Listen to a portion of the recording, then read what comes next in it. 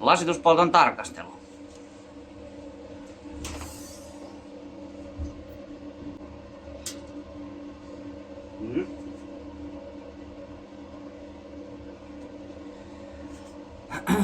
Käärme. Harmillisesti polttohalkeama.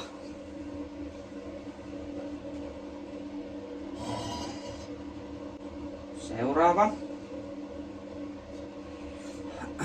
2 matoa syö mätää kantoa.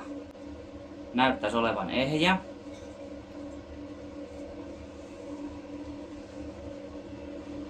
Sitten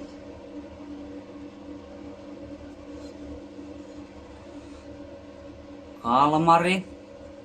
Myöskin näyttäisi olevan ehjä. Upea lasite.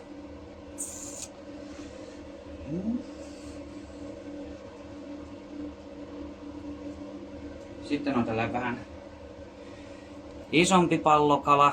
Tarkoitus on, että näistä tulisi sellainen pieni teoskokonaisuus. Eli on katkonut muutamia piikkejä raakapolton jälkeen. Ja teoksen nimeksi tulisi taistelevat pallokalat.